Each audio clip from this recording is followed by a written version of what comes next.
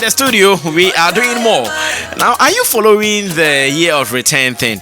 Now, Tony, let me come back to you. Why are we having more actors, comedians as part of the list for the year of return than the other professions or the other disciplines? Well, I don't think they are on a list or as in they were invited. I think they are coming in as and when they feel they need to. I also feel the organizers or the tourism board in charge of the year of return is taking advantage of all the big people that fly into their country to make people know that the year of return is actually happening. I'm sure there have been several other people who have Nicodemously sneaked into the country, that people did not even know about, and I'm sure that's what's going on. Yeah. So those who are coming in are not coming on the ticket of government's invitation. Well, from what I've gathered, they are not. Yes, but I do not know if they are or like if there are other reasons why they are coming into the country. But as it stands now, the year of return is really picking up steam, and people are across board in all forms of all walks of life are hearing about it and are coming into the country. So of course it's only wise that when there's someone that big coming in, they have to capitalize on that to also sell the idea to the rest of the world. Yeah. Okay, now since they are coming in, I believe there are some stories also around here and there. For instance, Samuel L. Jackson, who is also one legendary American actor, came through and in sharing photos of what he is enjoying, people are having issues with it. He has responded, and I think I'll read this story from ameyadebra.com, where he said that I posted what caught my eye. Samuel L. Jackson responds to backlash over pictures he shared from Ghana. Now the story reads: legendary American actor Samuel L. Jackson, who has been visiting parts of West Africa for an upcoming documentary on slavery, has responded to the backlash over the pictures he shared from the places he visited. Now the documentary Enslaved has so far taken Jackson to Gabon, where he has traced his own ancestry, and in Ghana he has been sharing his experiences on social media, but some social media users felt that he was only focusing on deprived locations and not highlighting the beautiful city life enough for the world to see. And again, the story continues that Ghanaian filmmaker Leila Djansi was particularly not happy with Jackson. She made a series of comments on the actor's post on Instagram. One comment reads: "Go to YouTube and look for vlogs that show a real balanced Ghana and other African countries. As Samuel Jackson has an agenda not different from Western bullshittery. They always have to portray Africa as downtrodden, hustling kids, laborers, and less than appealing perceptions to keep us down and keep investors away. I can understand why he would buy into the Western propaganda. Ghana is very modern and beautiful. Yes, there are rural communities entrenched in rich culture and traditions that preserve the dignity of the African. But just as America doesn't use its ghettos as its poster child, these photos should not be used to represent Ghana or any other African country. Don't for once think you are better than these kids. None of them are on welfare. They are not entitled, and they are not being raped or have to fear assault rifles in their schools. There are problems in the country, terrible healthcare, corrupt politicians, etc., just like any other country. But before you feel sorry for Africa, first feel guilt, because the continent was raped and robbed to make America and other Western powers great via slavery and colonization." Now, in the heat of these backlash, I reached out to Samuel Jackson on Twitter for an interview on the matter. I actually wrote, this is coming from Mia Debra. I actually wrote at Samuel Jackson: "Hello, sir. How are you doing? I've seen growing concerns from Africans about you not balancing your post on your visit with some of the developed city life also. Can I interview you on that?" The actor replied, "There is nothing to unload here. I posted what caught my eye and know all too well that the post coming from the continent show an affluent, modern and high fashion lifestyle enjoyed by many. Who cares what my hotel room looked like?" Twitter user Baby Fisty followed up on his reply and commented, "Yes, I went to check his tweets and Instagram pics. I was like, how about taking a photo at the Grand Hotel you slept in, posting it online? I don't know why they do that always sending the wrong signals to the world or to the West."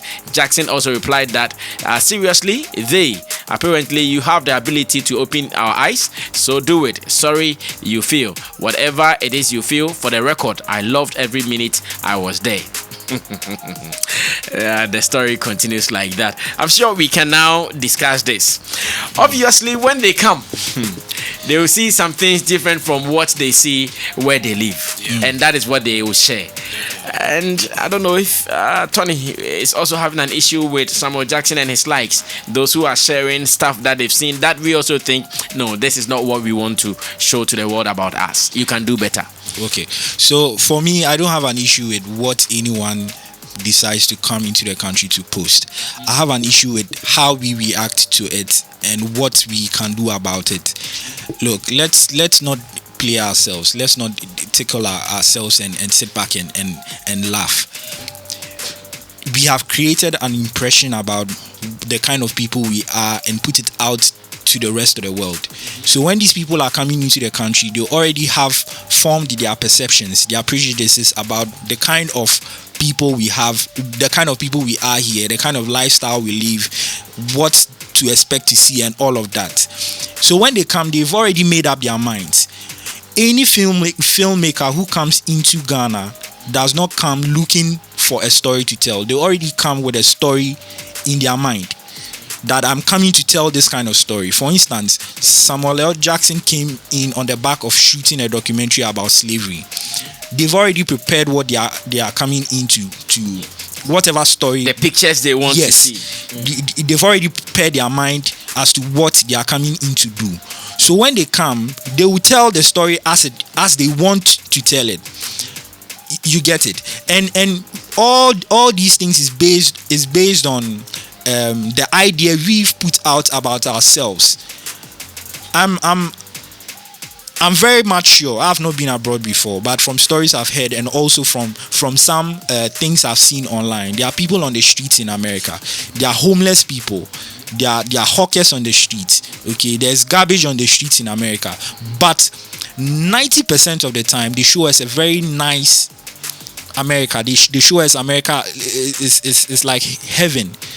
Okay, and that's conscious because they don't want us to see their bad side. So when we are going there, we have already psyched our minds that I can't litter, I can't hawk on the streets, I can't be homeless on the streets. We've already psyched our minds. So when we get there, we behave in a certain way. We've already formed our prejudice about the kind of people they are, but they are equally dirty and they are also behaving like we behave. They are humans. Let's even put it that. Yes. Yeah. But look at ourselves. What does our big news outlets put out about Ghana or Africa in as a whole? They don't give that much traction or attention to the positive stuff. If it's a negative issue, they will go all out. If it's something, if it's a situation where someone is going down, they would broadcast it louder. They will not push or give someone who is doing something right more spotlight to be able to reach the rest of the world, so people will know that this is going on positively in this side of the world. So we are to blame for these kind of things. I repeat, any filmmaker that comes into Ghana already has a story in their mind to tell. They wouldn't come expecting you to give them a story to tell. So when they are coming and they know that this is what I know of these people, and I'm coming to tell this story, like, you can't do anything about it. You can't control what they do. And that would bring me to where I would want. I'm hearing rumors that the film authority would fully be enforced in due time. I'm hoping that as part of their duties, they will be able to regulate some of these things.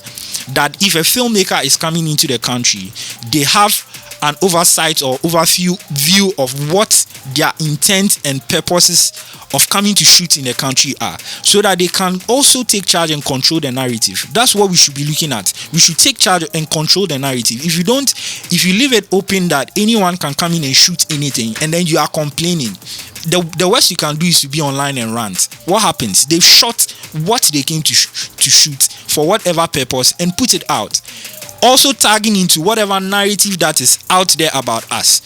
But look, what are we doing for ourselves? Look at, and this is why I have a problem with Leila Djansi's post. Look at every film Leila has done. These are films that talk about some of these issues, like slavery, religious struggles, poverty. She has put out movies that are tackling these issues. So she has also contributed to that narrative. You understand? So if we are going to sit back and rant, then we should ask ourselves, what are we also doing to put ourselves in that positive light? Because they will continue to come. When they are coming, they've heard that, I was watching a Burna Boy interview recently on the Breakfast Club, and he was like, before he first came to America, he thought America was haven, but he got there and he realized everything in America is, they have it in Nigeria, just as it is. They have it in Nigeria, and it's even, he's even baffled. And then one of the hosts on the show was like, they also have this perception that Africans are like, you are in the classroom and then animals will just pass through the classroom. It's a perception they've been given out there. What are we doing as ourselves to counter that perception? That's where the argument, that's where we should focus our energies on, instead of harassing Samuel L. Jackson for posting what he had programmed in his mind to come and do. We can't gag them. But if, again, we had the film authority in place that oversees and regulates all of these things, then it would help. Okay. A last example, I remember reading something about a film that was shot in a certain state, and when they were about to shoot the film and they went to seek permission from the mayor, the mayor asked for the script and read through the script and realized that every film that is being shot in that state, the people in that state are made to look like bad people. So the mayor refused. That if you are not going to change the story and make us look good, we are not allowed to shoot this film in this state. Okay. So they had to move the entire production to a different state. I'm hoping that once our film authority is enforced, it would have measures like that to ensure that when people come in to shoot from Ghana, they are gagged, they are controlled, so that we also take charge of the narrative and we wouldn't be ranting about stuff like this. All right, thank you so much, Tony Asankoma. Are you also of the same view that all the stars coming in for the year of return, they are not putting out the right pictures we want the world to also see us? Let's share more views on Twitter, but then let me listen to you, Mr. Michael. Now, did Samuel L. Jackson do something wrong? Sammy, let me start it this way.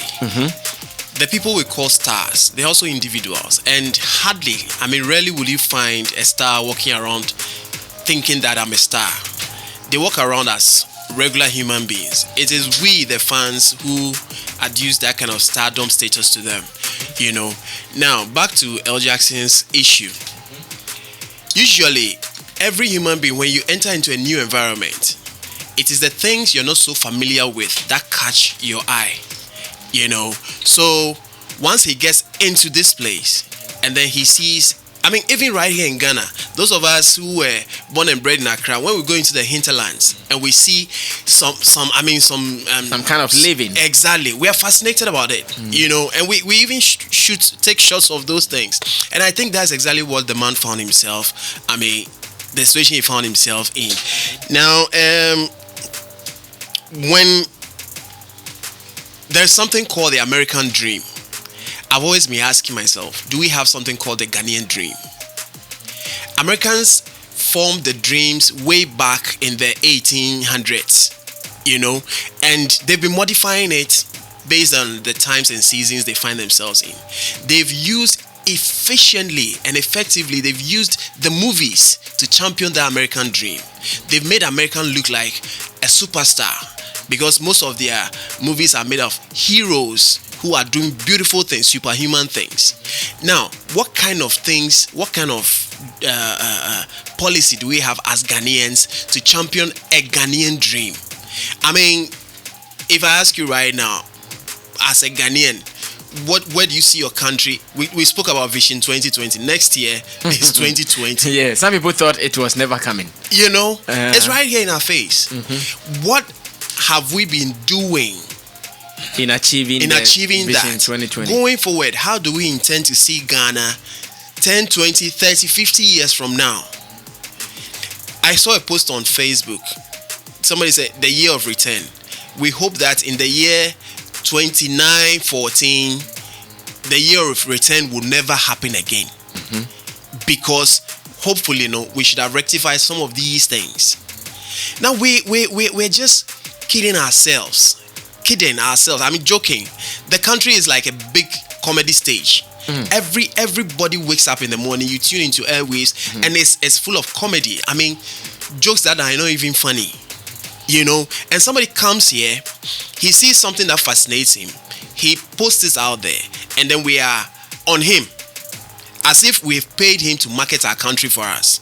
It is our responsibility to market our country. He has no business. I mean, we have no business harassing him over what he did. We should be looking at the positives, of the, what's it called, the year of return. Yes, Steve Harvey has been around. Yeah, and I have seen some shots. I've seen some reactions, some tweets about, I mean, his experience in Ghana. Where he broke down and all. Now, it's a very good thing. It's a very good point that when they come, they see the reality of what our forefathers suffered, but we should move beyond that. Okay.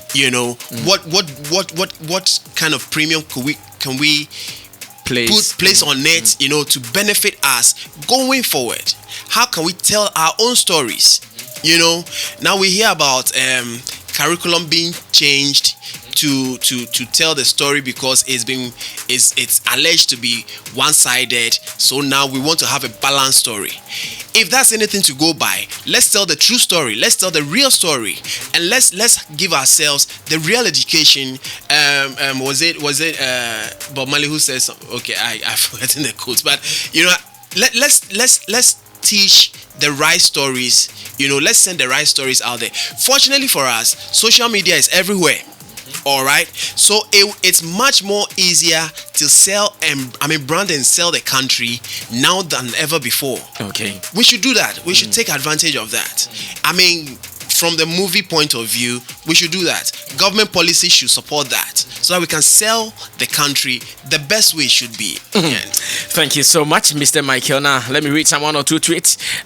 Busby, did Samuel Jackson also do something wrong according to your own analysis? It will be difficult. It will be difficult for you to say he did something wrong, unless you're expecting him to do something for you. He came on a visit, be it business or tourist visit. He has his phone. He comes into an environment where we also find ourselves. He picks out his phone, decides what image he wants to capture on his phone.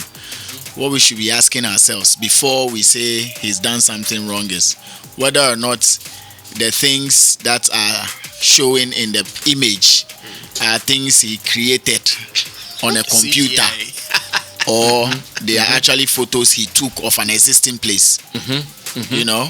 So if he let's say he goes into Osu, snaps pictures, then puts them out there. Osu is part of Ghana. Much as he could go to, let's say, the ministries or some of these fine places and take pictures and go to the airport areas and snap photos, he went to somewhere else and took photos and puts them out. What would be the problem would be the caption. If the caption is misleading or the caption is not telling what we have in the picture, then we could say based on the kind of caption he gave, he probably misrepresented us. But for the image itself, it will be difficult for you to say he's misrepresented you, unless you are gagging him or telling him you can't take pictures of A, B, or C. But if he's allowed to take pictures, move around, and also allowed to use his own personal page to post it, and then you say he's done something wrong, what has he done wrong? wrong for taking photos or wrong for posting the photo online. You could have a problem with the caption. And these complaints that people are making, did he write anything derogatory? I doubt. If he did that and probably took a photo and said, truly, Ghanaians live on trees. Okay, so I can share some of the photos he shared online and the captions he wrote to them so that we can do the judgment properly. Let me go online right now. For instance, there was one photo of a lady with a baby at her back, and this is what he posted: the ride or die babies and the women handling their business like always. The dancing babies and the tambourine playing Nana were the best. This is one of them.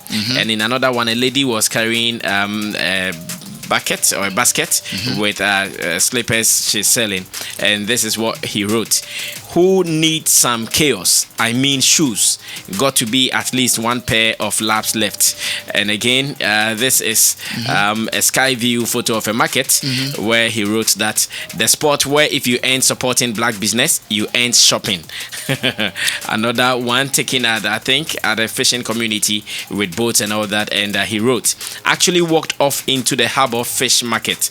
Totally familiar vibe of joy and shared commerce. Total contradiction to sitting in the shadow of Elmina Castle. And again, this one he wrote, these little folks make so happy, always a wave and a smile. And another photo with some young boys selling something, obviously hawkers, saying, let me get it. This one he wrote, doing what they got to do, but watching me do my thing and digging it. We all come from somewhere, who knows? You understand? These were some of the headlines. So Sammy, can you, based on the captions he's giving to the pictures, say he's done something wrong, when actually there are photos of people who exist in an environment that exists, that he took when he was there? No. Unless, again, I go back to when I started, unless he went on a computer, created something which is not probably not Accra, post it out there and says this is Accra, the people are animals. But he took photos of existing places with existing people and had a caption that all the captions you've read, I don't see a single negative caption in there. If he had gone to the East Legon, all these beautiful places, and had also captioned it, we'll come and sit here and say, oh, he's done something good for us because perhaps he's posted the photos that we want. But we are not him. He's not us. He came to Ghana, went to places in Ghana, took pictures of places in Ghana, and made comments. His captions are not wrong, so I don't see the wrong he did here. If we want to post about good things, or if we want to post better pictures of us to the world, let's do that on our own. But see, let's not blame. Can we argue that Leila Djansi, who is complaining, lives with them? Maybe she knows their mindset and what they do through other means of doing it. You can't change their mindset. We can change ours. So let's deal with us, not them. You know, Samuel L. Jackson, whatever mindset he has where he is, he's going to continue living there for God knows how long. He's going to continue having that mindset for God knows how long. You can't change his mindset, but you can change yours. If we wanted him to see a developed nation, we might as well develop every other thing he saw so that he would have no option than to snap only the good things. But if you have the natural living of the people, the middle class, the top class or the upper class, and the very lowest class, and he has pictures of all these people, truly don't we have those people here? We do. Don't we have that type of living? We do. Don't we have ladies carrying stuff on their heads, selling them with their babies at their back, struggling? Go to First Light, go to Katamanto, go to Tudu. All these things exist. So he has not misrepresented us in any way. Whatever he's put out there is who we are to an extent, and it's a right representation of what he came to see. If he was able to visit a lot more places, he probably would have had other balanced photos, the ones we are expecting. But if we want them to have no option than to post the good one, then let's make sure we have only good places. So it boils back down to our leaders and ourselves. let's set our homes right. It's like having a visitor in your house. You decide to sweep one and leave another place dirty, and you want him to only come when he has the freedom to be to all the places in the house. You expect him to focus only on the places you have swept. No, he could chance on the dirty place too and make comments about it, because they are all within the same house. So if you don't want him to send any negative vibe about the house, sweep the entire house. You have no option than to only put positive vibe out. So leave L. Jackson.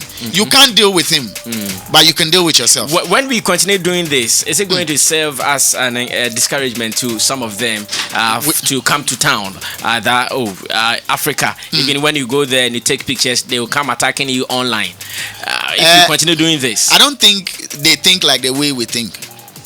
They are humans. They might think. No, I don't think they think like the way we think. I doubt. No, if they decide to come to Africa, upon all the image or the imagery that has been painted to them, if they go against the grain and still visit, I don't think complaining about posting negative pictures or supposedly negative vibe will cause them not to come. If they tell them we live on trees as monkeys, when you're in the class studying, a tiger can just run in and run out, and the kids will be jumping and dancing shaku shaku. And if besides that they still come, then if you tell them they snap a photo and you are complaining about that's trivial.